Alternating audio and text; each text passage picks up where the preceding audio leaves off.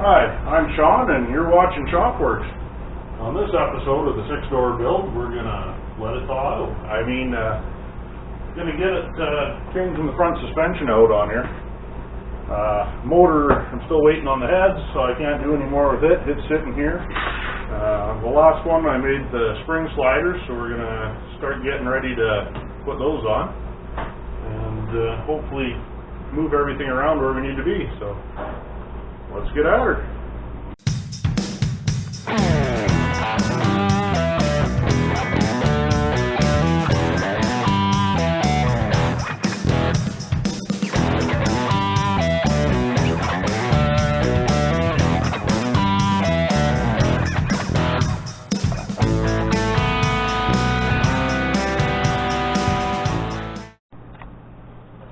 So it looks like I'm going to have to find a different way to hang that transmission, or just plain out remove it, because I got to go through it anyway. But got the tranny sitting on here, braced across on the springs. I need to get rid of that. I'm going to have to measure everything out here and build new mounts for the front. So those spring sliders you saw are going to go back in over here. I'm going to move the axle ahead probably about ½ an inch just to give myself a little more clearance from the fender and the running boards on here. And then I have to build a mount for the front, and then figure out the geometry for the rear spring sliders here, and build a bracket for them after I get rid of this junk. So we will have a reverse shackle kit without the shackle, I guess. One way of looking at it. Okay, so the first thing I've done is I went and I've measured each part of the frame there. So looking at it, front's down here, driver's passenger side, rear's back there, again passenger driver's side, and I've got some different numbers here. There's a possible few different reasons why I have some different numbers here. One, our concrete floor is just terrible. If you ever get some concrete finishers sew up with alcohol on your breath, do yourself a favor, turn them away. Basically, I don't even need a drain pan in spots here. It's like 3/4 high, 3/4 inch low. It's not that great when you're trying to level stuff out. That's why I use screw jacks all the time. I can set levels and elevations and all that. Reason on the front here, there's 2 different size tires. For my all intents and purposes, there really shouldn't be any issue. As long as one side goes up about the same as the other side, we should be good. I'm just using these as reference numbers so I know what I change on the front is what I sort of need to change on the back to keep this thing sitting pretty level. The other thing it could be is the springs are wore on different sides. Driver's side has the side mount fuel tank and stuff like that, so those ones naturally sag out first. Fourth thing I guess it could be is a bent frame. I've been underneath and around and all that. I haven't seen any bends or anything, so I'm going to write that one off the list. Nothing skeptical that way. So yeah, that's our numbers going into swapping the front diff, and I guess we'll play it by ear from there.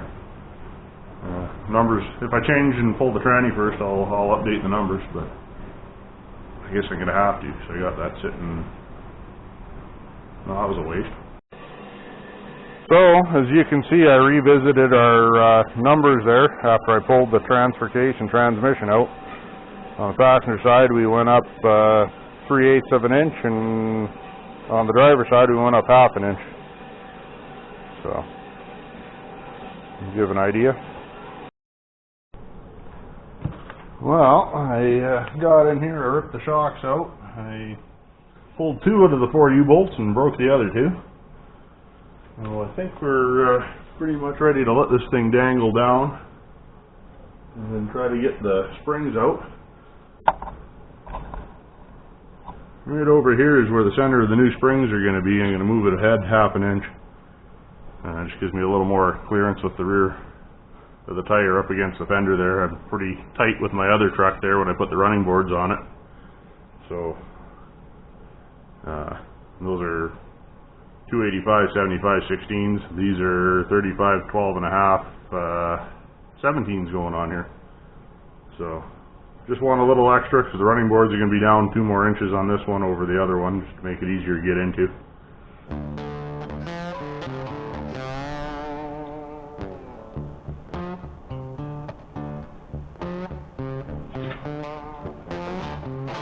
That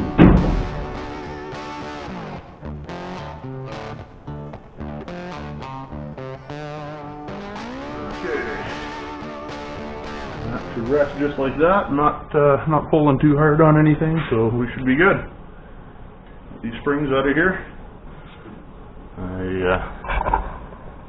I see they didn't believe in much of a dip breather there. I have to come up with something for that. Get these springs off if I can, and keep tearing.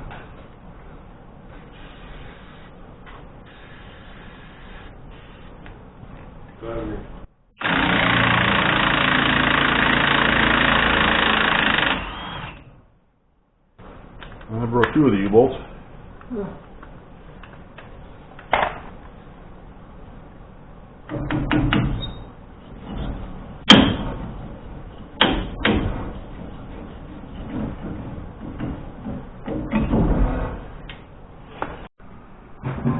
Well, I hammered, cut, drilled, and chiseled this lovely rear spring mount off here.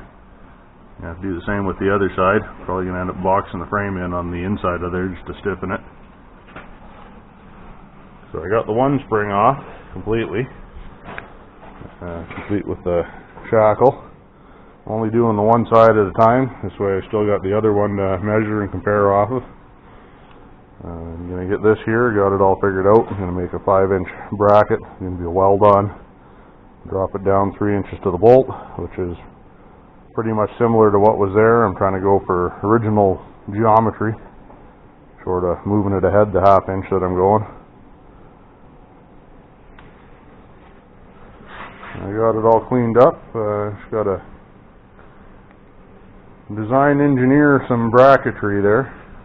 And this is what I'm sort of looking at. This is going to be the top of the frame to the bottom of the frame there. Get a good weld on there around the corners and whatnot. Front's going to get a plate on it after. I'm 3 inches down to the bolt. This gives me enough protection for the spring, and I'm going to, like I say, block it in so it'll be plenty strong. I'll probably put a piece up in the front here after as well. Just radius the corner to follow it. So I have to make a couple of those up and a spacer plate, and then another piece up the side because it's flush to the outside of the frame for the front mount. It's pretty much flush. And then the back one, it's like 1/2 and 1/2.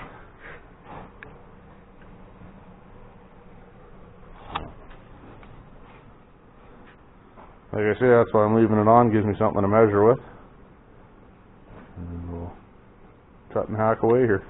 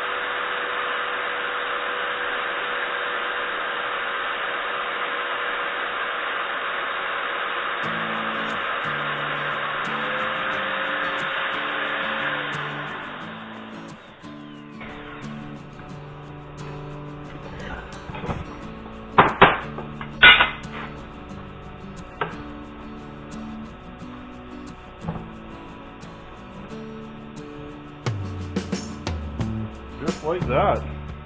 So, obviously it's not quite sitting exactly where it should be, because I still got that spring in the way, but it's pretty close. Just kind of test fitting it on this one piece here. As you can see, once it's out, I can weld back in under here. I'll probably brace it in over here.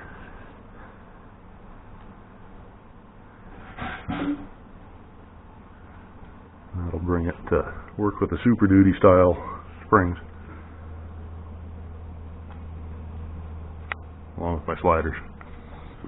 I got it cleaned up inside there. I'm probably going to put a couple strips of flat bar in there just to brace it, give it a little more structural stability. So nothing's going to work it. Did the same with this side here, cleaned it off. Probably put a few pieces in there too. Just got a couple rivets barely holding, so that's an easy knock off once I get the one side done. Well, apparently my original rough drawn lines weren't all that square. I ended up squaring it all off with the adjustable there, down to the center mark on here. That was what my original measurement was to start with, so we're going to go with that and glue her on. I'm going to build another bracket for the inside after that'll come up and tie in. And then I'll probably weld my bumper supports onto it somewhere.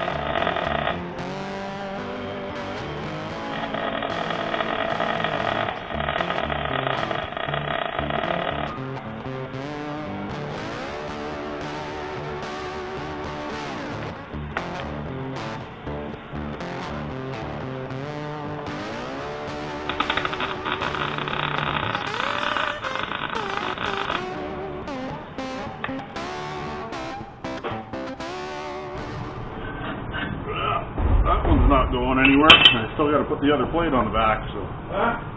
Talk to the camera. Said it's not going anywhere now. Here, you want to load it? Yeah. Get this on, and then it's going to be a rinse and repeat.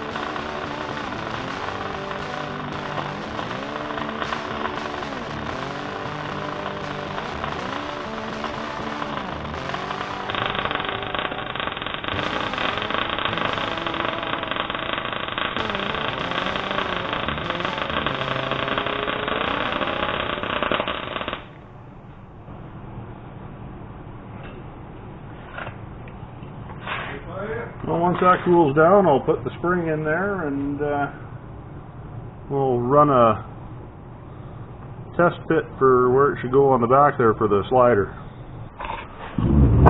Well, once it gets cooled down enough, I can get in without wrecking the bushing and the spring. The whole idea with these sliders is so I'm going to set it up probably center-ish with no load on it. And then once the guy puts the load on it, we should be back here. We should be somewhere, I heard, 60 to 75% back from the front. Not sure why exactly, but it seems like in the videos there I've watched that as they hit the bumps and stuff, it doesn't go back a whole lot, but it seems like when they drop down or whatever, it pulls it forward. You know, and the whole idea is they slide in here.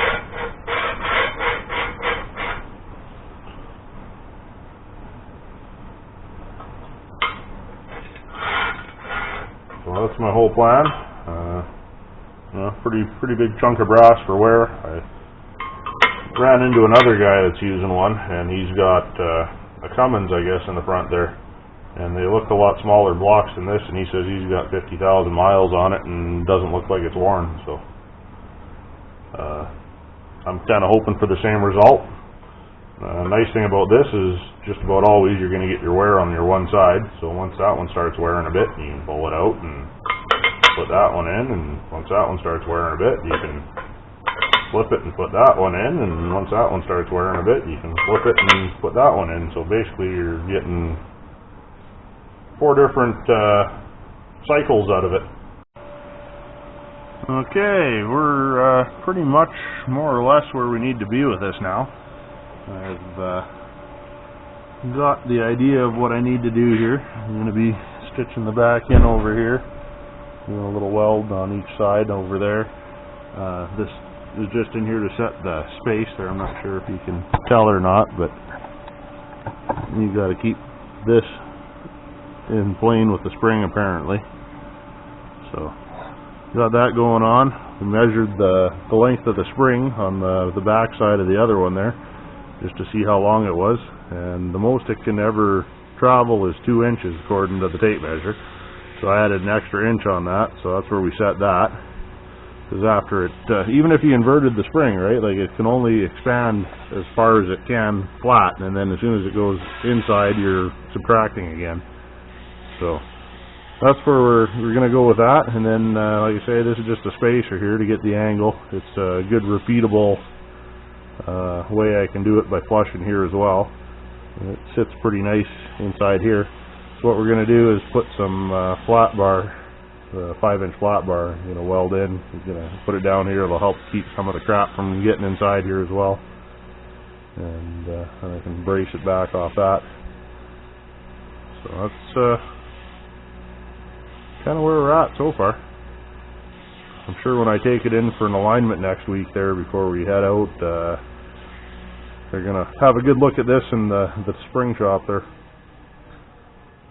I'm sure they're going to wonder. Well, already ran into a little conundrum here. We don't have enough clearance on there. I'm going to have to take plasma and probably knock an inch out of it.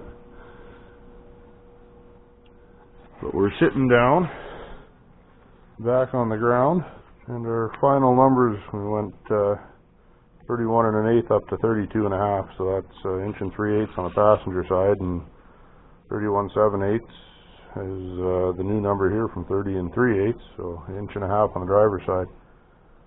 So once I get these other rear springs in here in the back and the other diff in there, we'll see where we're at as far as gain there. I want to kind of keep it similar. So we're jacking it up right now and rip her apart. Well, we wheeled in the diff there and got the superduty springs on. And according to my measurements, we went from basically about 2-inch difference. A little less on the driver's side than the passenger side, but I'm sure we'll have it level out. 1 3/8 in the front. Still got the diesel. The rear here, I still have the 2 38-gallon fuel tanks. I don't have a bumper. I don't have the rest of the stuff put on here, so I think it'll look good and settle out. And get some U-bolts tomorrow. Just got it temporarily put in. I need 2 U-bolts still. In the front, got a few things to fix there, but nothing major. So all in all, it's looking good. It's 5:35 in the morning, so I think it's about time to quit. Go have a snooze. Well, guys, we got her on both sides there. Spring sliders are in. I'm gonna check and see if I want to do some other cleanup on here. Maybe blocks this in just to give it a cleaner look. I don't know. I'm sure it's plenty strong the way it is, but got that. And on the inside, we've got the inside. I've got her braced up as well on the frame there. So we will be plenty strong that way. Frame's not going to flex on the joints where it touches. So, anyways. I'd like to thank you guys for watching, and if you don't mind liking, subscribing, commenting, any of the above there would be great. And we'll see you around on the next one.